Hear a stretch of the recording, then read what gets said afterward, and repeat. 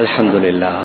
இந்த உலகத்திற்கு எவ்வாறு ஒரு ஆரம்பம் இருக்குதோ அதே மாதிரி இந்த உலகத்திற்கு அல்லாஹ் ஒரு முடிவையும் வைத்திருக்கிறான். ஹதரத் ரசூலுல்லாஹி ஸல்லல்லாஹு அலைஹி வஸல்லம் அவர்கள் 1400 வருடங்களுக்கு முன்னாலே உலகம் முடிவதற்கு முன்னால நடக்கக்கூடிய சில அடையாளங்களை சொல்லி அந்த மக்களை அமல்களின் பக்கம் ஆகிராவின் பக்கம் திசை திருப்பினார்கள். நபி அவர்களுடைய வருகை கூட கியாமத்துடைய நாளின் ஒரு அடையாளம் என்றால் அது மிகையாக ஆகாது. நபி அவர்களே சொல்வார்கள்,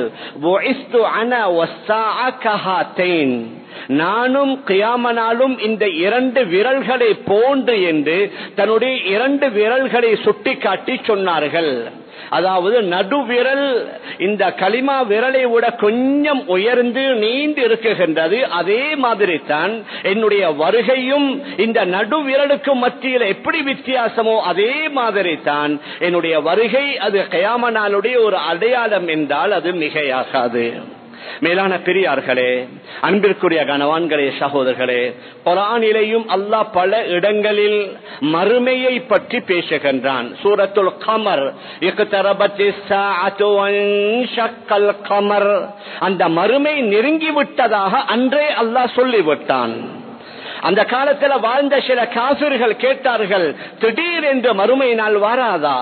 فَهَلْ يَنظُرُونَ إِلَّا السَّاعَةَ أَن تَأْتِيَهُمْ بَغْتَةً, அந்த மறுமை திடீர் என்று அவர்கள் எதிர்பார்ப்பதை விட வேற எதையுமா எதிர்பார்க்கிறாங்க? وَقَدْ جَاءَ أَشْرَاطُهَا, அதனுடைய அடையாளம் திட்டமாக வந்து விட்டதாக அல்லாஹ் கூறுகின்றான். ரசூலுல்லாஹி ஸல்லல்லாஹு அலைஹி வஸல்லம் பல பெரிய அடையாளங்களையும் சொல்லி இருக்கிறார்கள், பல சிறிய அடையாளங்களையும் சொல்லி இருக்கிறார்கள். அந்த அடையாளங்களில் சில சிறிய அடையாளங்களை நாம் பார்க்கலாம். ஏன் இந்த சிறிய அடையாளங்கள் முடிகிறதோட கடைசி நேரத்தில் பெரிய அடையாளங்கள் எல்லாமே கிட்டத்தட்ட ஒரு 6 மாதம் 1 வருடத்திற்குள்ளால முடிந்துவிடும் அநேகமாக. ஹதரத் ரசூலுல்லாஹி ஸல்லல்லாஹு அலைஹி வஸல்லம் சொன்னார்கள், பாதிரு பில் அமால். நபி அவர்களும் சொன்னது தான். இந்த அடையாளங்களை சொன்னாங்க, அமல்களை கொண்டு போட்டி போடுங்க, அமல்கள் செய்வதில் முந்திக் கொள்ளுங்க. ஃபித்னன் ககிதஅல் லைலில் முத்லிம், எந்த அளவுக்கு ஃபித்னாக்கள் வரும் என்றா, இரவனுடைய இருட்டு எவ்வளவு இருளாக இருக்குமோ, அது எவ்வளவு இணைந்து சேர்ந்து இருக்குமோ, அதே மாதிரி கடைசி காலத்துல பல ஃபித்னாக்கள் வரும். அந்த ஃபித்னா வந்து விட்டது என்றால் யுஸ்பிஹு ரஜுலு முஃமினன் வ யும்சி காஃபிரா, ஒரு இஸ்லாமிய மனிதன் காலையில முஸ்லிமாக இருப்பான், அன்றைய மாலை தினமே அவன் காஃபிராகி விடுவான். மாலையில முஸ்லிமாக இருப்பான், அடுத்த நாள் காலையில் அவன் காஃபிராக இருப்பான். ஏன்? யபிஉ தீனஹு பிஅரதின் மினத் துன்யா, உலகத்துடைய அற்ப சொற்ப பணத்திற்காக அல்லது ஆசைக்காக தன்னுடைய தீனை விட்டு விடுவான். மேலான பெரியார்களே, சகோதரர்களே, நம்முடைய நாட்டில் கிட்டத்தட்ட 3000 மஸ்ஜிதுகள் மஹல்லாக்கள் இருக்கிறது. அந்த ஒவ்வொரு மஹல்லாவை சூழ இருக்கக்கூடிய ஆக குறைந்த பட்சம் யாராவது ஒருவரோ 2 பேரோ 3 பேரோ நாம் தேடினோம் என்றால் அங்கே யாராவது ஒரு ஆண் ஒரு அந்நிய பெண்ணுடன் அல்லது யாராவது ஒரு பெண் ஒரு அந்நிய ஆணுடன் வாழ்க்கையை நடத்தி கொண்டிருப்பதை சர்வசாதாரணமாக நாம் பார்க்கலாம். அப்ப நபி அவர்கள் சொன்னார்களே, என்ன, இவர் காலையில முஸ்லிமாக இருப்பாரு, மாலையில காஃபிராகி விடுவார், ஈமானை விட்டு விடுவார். ஏன்? அவர் நினைத்த அல்லது விரும்பி அந்த பெண்ணை அல்லது அந்த ஆணை அடையணும் என்பதற்காக, சில நேரங்களில் உயர் பதவிகளுக்காக, சில நேரங்களில் விளையாட்டுகளில் முன்னால் வர வேண்டும் என்பதற்காக பல ஃபித்னாக்கள் ஏற்படும் என்றார்கள். அந்த ஃபித்னாக்களில் நம்முடைய பார்வையால ஏற்படுகின்ற ஃபித்னா ஒரு 20-25 வருடங்களுக்கு முன்னால் அநேகமாக நாம் நம்முடைய பார்வைகளை பாதுகாத்து கொண்டு தான் இருந்தோம். ஆரம்பத்தில் இந்த டிவி வந்த நேரத்தில் யார் யாருக்கு விருப்பமோ அவர்கள் கொஞ்ச நேரம் அதிலே வரக்கூடிய அந்த காட்சிகளை மட்டும் பார்த்துட்டு மூடி விடுவாங்க. அதற்கு பின்னால வந்து வந்து வந்து இப்பொழுது எங்களோட ஒவ்வொருவருடைய கையில் இருக்கிற இந்த மொபைல் போன் மூலமாக, இந்த சோசியல் மீடியாவின் மூலமாக உலகத்தில் உள்ள கிட்டத்தட்ட 13,000 சேனல்கள் இருக்குது. இந்த 13,000 சேனல்களையும் அவர் தேடி பார்க்கலாம். மேலான பெரியார்களே, சகோதரர்களே, அதுல அனுமதிக்கப்பட்டது தாராளம், அனுமதிக்கப்படாதது சில வேளை. ஆனால் ஷைத்தான் அவ்வாறு தான் கொண்டு போவான். ஏதாவது அனுமதிக்கப்பட்ட ஒன்றை நீங்க பாருங்க, உங்களோட இன்ஃபர்மேஷன், உங்களுக்கு நல்ல விஷயங்கள் கிடைக்கும் என்று தான் எங்களை அழைத்து கொண்டு போவான். ஆனா போற போக்கில் வேற எங்கெங்கேயோ போய் எதையோ பார்க்கப்படும். நாம் எதை சொல்ல வருகிறோம் என்றால் நம்முடைய பார்வையால ஏற்படக்கூடிய பல ஃபித்னாக்கள், நம்முடைய சம்பாத்தியம், பேங்கோட சம்பந்தப்பட்டவர்கள் மட்டுமல்ல வட்டியில மாட்டினது.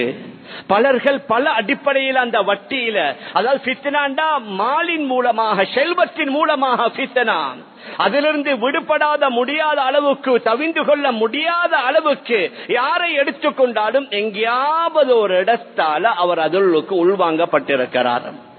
பெரிய பெரிய வியாபாரிகளையும் எடுத்துக் கொள்ளலாம். அரசாங்கத்தில் ஒவ்வொரு ஊருக்கு, ஒவ்வொரு டிஸ்ட்ரிக்டுக்கு கொடுக்கக்கூடிய ஏதாவது முக்கியமான ஒரு தொழில் விடயமான ஒரு ஏஜென்டாக இருந்தா அதை எடுக்கிறான்டா, இவரங்க லஞ்சம் கொடுக்காம எடுக்கலாம். ஆக பெருசிலிருந்து கீழ் உள்ளவர்கள் வரைக்கும் கவனிக்கணும். இது எனக்கு கிடைச்ச, எனக்கு இவ்வளவு மில்லியன்கள் சம்பாதிக்கலாம் என்று சொல்லுவார். ஆனால் அதை எடுப்பதற்காக வேண்டி அவர் கொடுத்த தொகை திரை மறைவுக்கு பின்னால. மேலான பெரியார்களே, சகோதரர்களே, நாட்டில் சில வேளை சில பொருள்களை அதாவது இறக்குமதி செய்ய தடை செய்திருப்பார்கள். அதை நாங்கள் சில வேளை இறக்குமதி செய்வோம். சில வேளை சில பொருள்கள் மனிதர்களுடைய உடலுக்கு ஆபத்து, அதனால ப்ராஃபிட் கூட கிடைக்குது, அதை இறக்குவோம். மேலான பெரியார்களே, சகோதரர்களே, ஒரு சிலர் நினைக்கிறாங்க ஹராம் என்றா வட்டி மட்டும் தான் ஹராம். மேலான பெரியார்களே, சகோதரர்களே, அவ்வாறு அல்ல. நாம் அறிஞர்கள்ட்ட, உலமாக்கள்கிட்ட கேட்கணும். நம்முடைய சம்பாத்தியத்தில் சில வேளை நாங்கள் அறியாத விதத்தில் பல ஹராம்கள் எங்களை அறியாமல் அது எங்களுடன் சேர்ந்து வந்து கொண்டே இருக்குது. அதனால தான் நபி அவர்கள் சொன்னார்கள், ஃபித்னன் ககிதஅல் லைலில் முஸ்லிம், இரவனுடைய இருட்டை போன்ற பல ஃபித்னாக்கள் உங்களுக்குள்ள வந்துவிடும். அதற்கு முன்னால நீங்க அமல்கள்ல ஈடுபடுங்க. நாம் எதை சொல்ல வாரோம், 1400 வருடங்களுக்கு முன்னால அந்த சஹாபாக்களுடைய கற்பனையில வந்திருக்காது. நபி ஸல்லல்லாஹு அலைஹி வஸல்லம் சொன்னார்கள், லயூஷிகுன்ன அய்யஸுப்ப அலைக்கும் ஷர்ரு மினஸ் ஸமா ஹத்தா யப்லுகல் ஃபயாஃபி.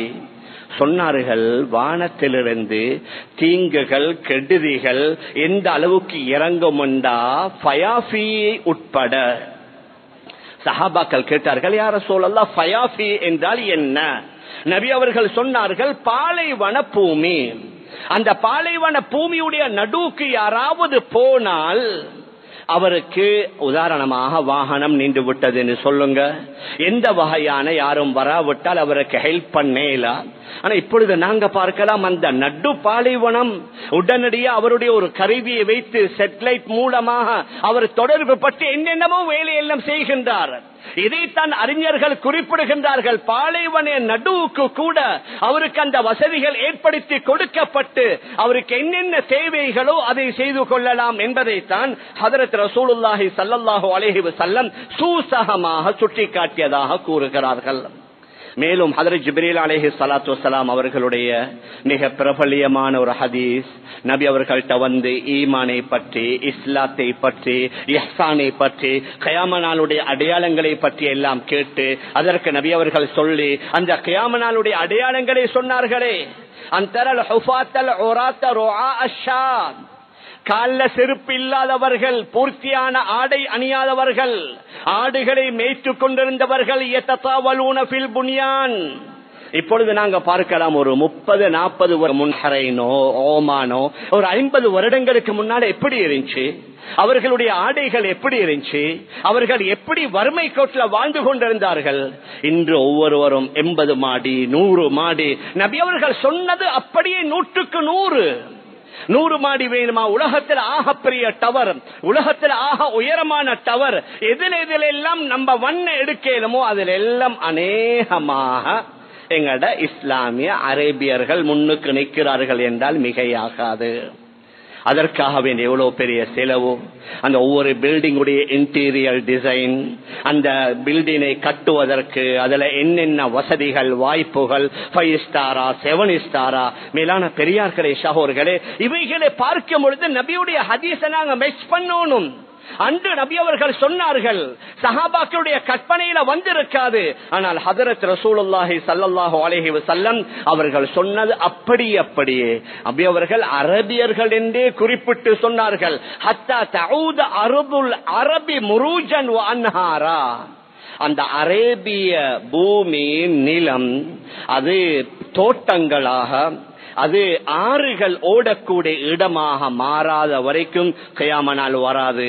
இப்பொழுது ஆர்டிபிஷியலா எப்படி செஞ்சிருக்கிறாங்க, அந்த முக்கியமான சிட்டிகளுக்கு போனா அந்த சிட்டியை ஜோடிப்பதற்காக அவர்கள் நட்டிருக்கக்கூடிய அந்த பூமரங்கள் எடுத்துக் கொள்ளுங்களேன்.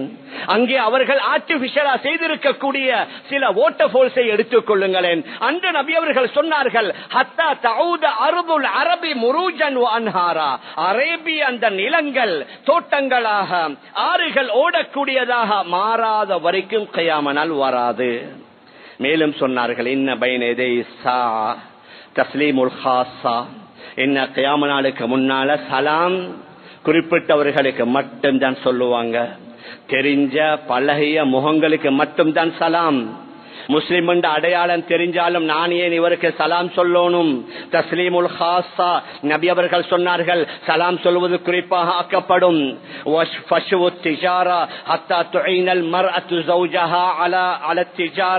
இந்த அளவு கண்ட ஒரு பெண்மணி தன்னுடைய கணவனுக்கு வியாபாரத்திற்காக உதவி செய்வாள்.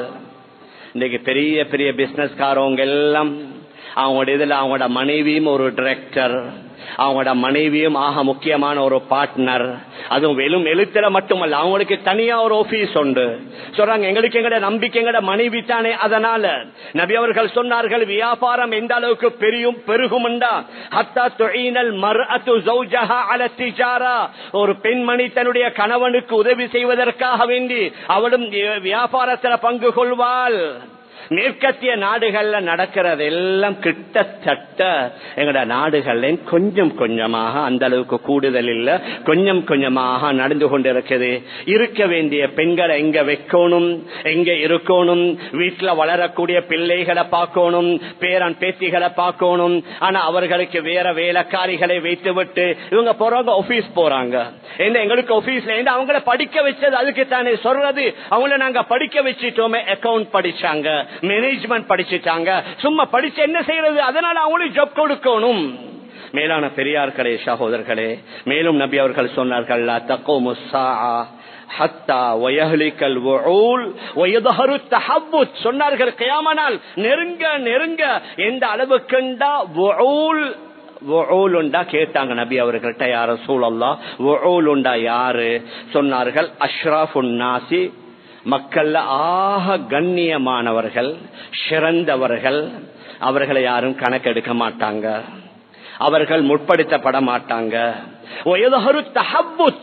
அதாவது தாழ்ந்தவர்கள், அற்பமானவர்கள் தான் முன்னால வருவார்கள்.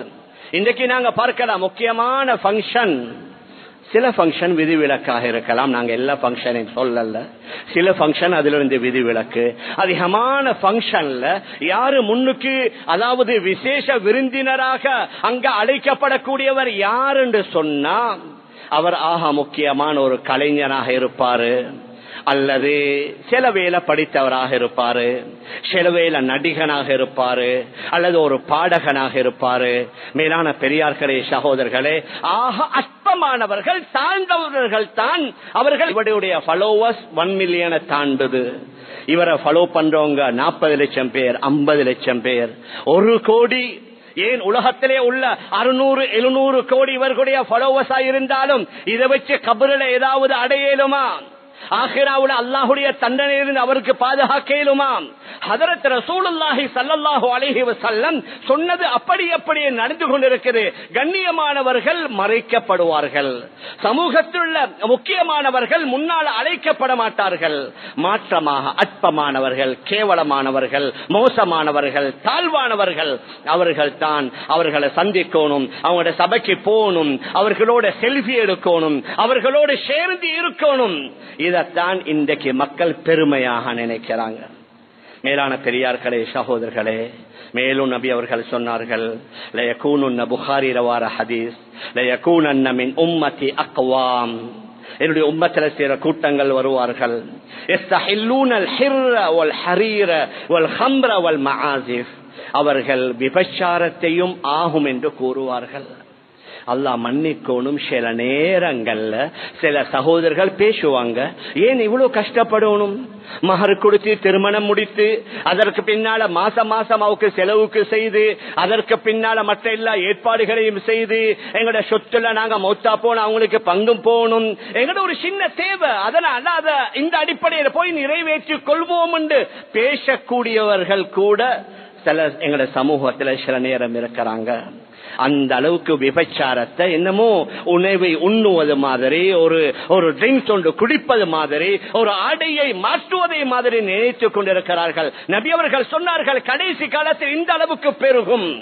அதே மாதிரி மது இந்த அளவுக்கு விசாலமாக ஆகும், மது பொதுவாக ஆகும். இந்த அளவுக்கு இன்றைக்கு நாங்க பார்க்கலாம். அல்லாஹ் மன்னிக்கணும், எங்கட இஸ்லாமிய பெயரில் உள்ள அரபு நாடுகள்ல கூட அதற்கு அனுமதி கொடுத்துட்டாங்க.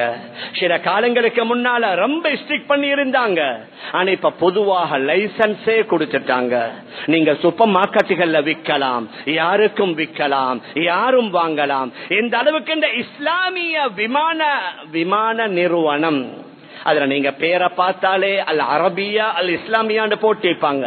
அதுல வகை வகையான எல்லா வகையான மதுபானமும் அங்கே பரிமாறப்படுது. ஏன் அவனு நோக்கம் பணம், நாங்க சம்பாதிக்கணும், இத வச்சாத்தான் எல்லாத்தையும் எடுக்கலாம், இது இல்லாட்டி இந்த பிரயாணிகள் வரமாட்டாங்க. மேலான பெரியார்களே, சகோதரர்களே, நபி அவர்கள் சொன்ன அந்த மது மிகைத்து விட்டது. அதே மாதிரி மஆசிஃப் என்று சொன்னா அந்த இசைக்கருவிகள், அந்த மியூசிக் மிக அதிகமாகி விட்டது. நான் மற்ற நாடுகளை பற்றி அல்லது எங்கட நாட்டுல நாங்க 10% தானே, 90% நம்முடைய மற்ற சகோதரர்கள் வாழ்ந்து கொண்டிருக்கிறார்கள். நான் எதை சொல்ல வாரேன்டா, முஸ்லிம்கள் செறிந்து வாழக்கூடிய, முஸ்லிம் பெயருடைய தலைவர்கள் வாழக்கூடிய அந்த நாடுகளுடைய நிலைமை பற்றி நாம் சொல்லிக் கொண்டிருக்கிறோம். மியூசிக் எந்த அளவுக்கு பொதுவாக ஆகிவிட்டது என்றா, மேற்கத்தியவர்களுடைய முக்கியமான நாட்கள்ல அதற்காக வேண்டிய மிகப்பெரிய ஏற்பாடுகள். ஸ்கூல்கள்ல கூட காலையில அவர்களுடைய தேசிய கீதம் மியூசியத்தோட தான் சொல்லி கேட்கப்படுது. நபி அவர்கள் சொன்னாங்க ஹராம், ஆனால் இவர்கள் என்ன சொல்றாங்க, இல்ல இது எங்கட கலை, எங்கட கலையை பாதுகாக்கணும், ஷரீஅத்துல தடுக்கப்பட்ட எந்த ஒன்றும் கலையாக ஆக முடியாது. மேலான பெரியார்களே, சகோதரர்களே, சில நேரத்தில் எங்கட இஸ்லாமிய பாடசாலைகள், இலங்கையில இஸ்லாமிய பாடசாலைகளுக்கு அல்ஹம்துலில்லாஹ் இந்த நாட்டில் பல சலுகைகள் தரப்பட்டிருக்குது. ஆண்கள் தொப்பி போடலாம், பெண்கள் தங்களுடைய தலையை மறைத்துக் கொள்ளலாம். அந்த பேண்ட் வாத்தியம் கட்டாயம் இல்லை, அவர்கள் விரும்பினால் அதை எடுத்துக் கொள்ளலாம்.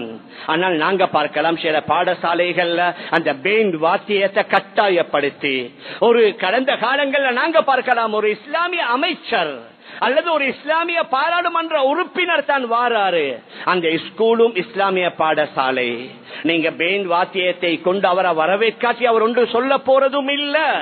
ஆனால் மேலான பெரியார்களே, சகோதரர்களே, எல்லாத்தையும் சந்தோஷப்படுத்தணும் என்பதற்காக அந்த ஸ்கூலை விட எங்களுடைய ஸ்கூல் நல்ல, எங்களுடைய ஸ்கூல்ல பேண்ட் வாத்தியம் இவ்வளவு கொலிச்சி. மேலான பெரியார்களே, சகோதரர்களே, ஹதரத் ரசூலுல்லாஹி ஸல்லல்லாஹு அலைஹி வஸல்லம் அவர்கள் சொன்ன ஒவ்வொன்று நேரம் இல்ல, இப்படி ஒவ்வொன்றாக நாங்க அலசினோம் என்றால் ஒவ்வொன்றும் இப்ப நடந்து கொண்டிருக்கிறது.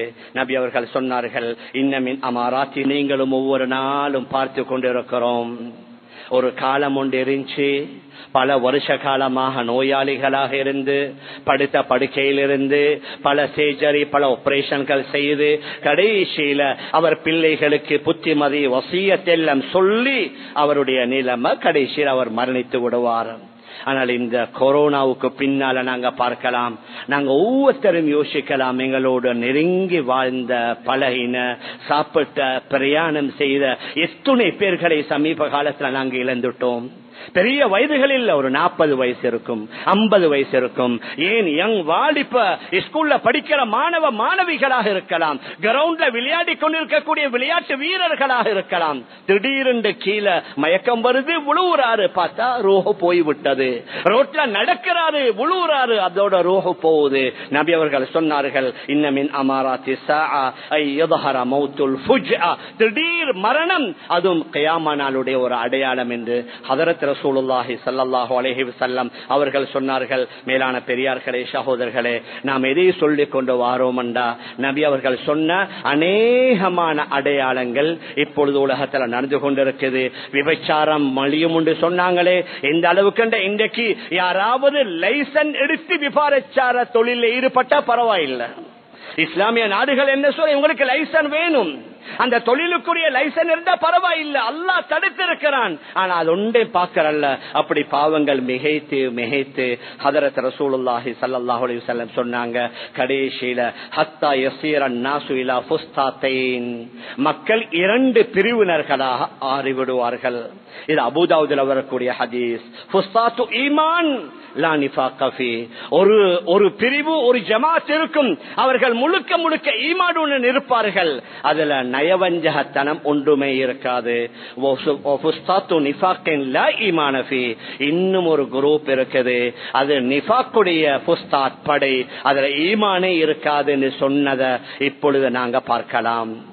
மேலான பெரியார்களே, சகோதரர்களே, உலகத்துல நடக்கிற சில நிகழ்வுகளை நாங்க பார்க்கிற நேரங்கள்ல சமீபத்தில் நடந்த பிலஸ்தீனத்துடைய அந்த யுத்தம், அதற்கு பின்னால் அமெரிக்காவில் ஏற்பட்ட அந்த காட்டு தீ, இப்பொழுது வந்திருக்கக்கூடிய ஒரு அந்த வல்லரசுடைய ஒரு தலைவர், நான் பெயரை சொல்ல வேண்டிய தேவையில்லை, அவருடைய ஒவ்வொரு நாளும் அவர் போன்ற உத்தரவுகளை பார்க்கும் பொழுது, அவர் போன்ற சட்டங்களை பார்க்கும் பொழுது, இந்த நாடும் எங்களுக்கு சொந்தம், அந்த நாடும் எங்களுக்கு சொந்தம், இதையும் நாங்கள் உள்வாங்க போகிறோம், அதையும் உள்வாங்க போகிறோம் என்று இந்த கூறுவதை பார்க்கும் பொழுது நபி அவர்கள் சொன்னார்களே, கடைசி காலத்தில் 2 ஜமாத் தான் இருக்கும்.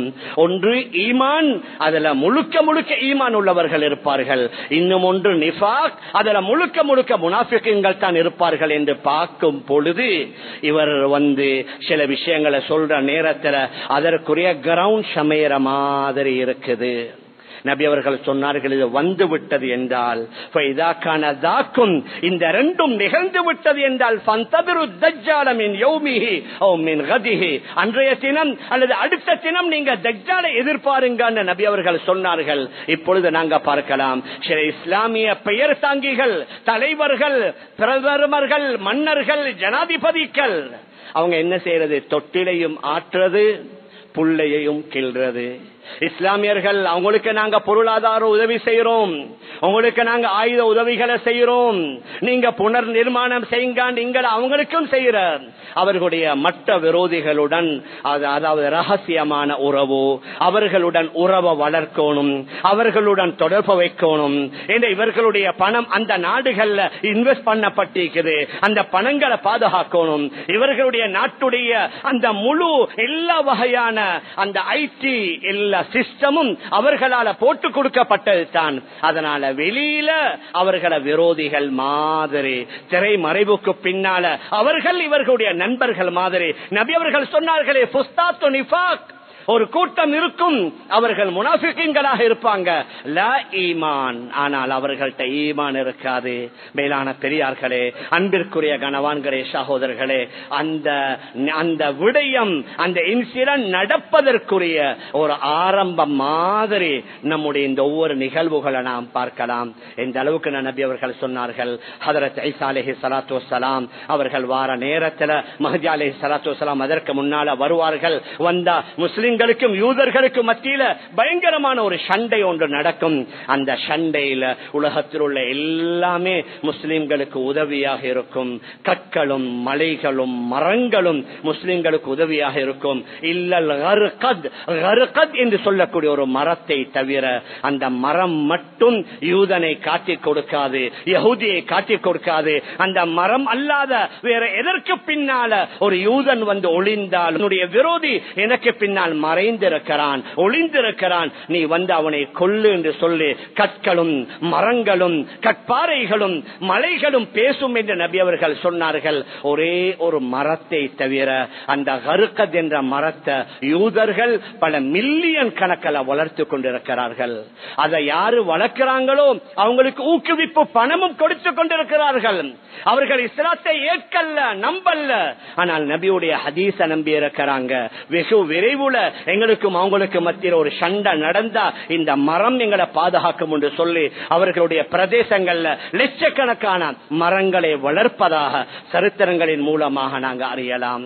மேலான பெரியார்களே, சகோதரர்களே, அதனால ஹதரத் ரசூலுல்லாஹி ஸல்லல்லாஹு அலைஹி வஸல்லம் சொன்ன இந்த சின்ன அடையாளங்களை நானும் நீங்களும் கண்கூடாக பார்த்து கொண்டிருக்கிறோம். 100 வருடங்களுக்கு முன்னால வாழ்ந்தவர்கள் பார்க்கல, 200 வருடங்களுக்கு முன்னால வாழ்ந்தவர்களால பார்க்க கிடைக்கல.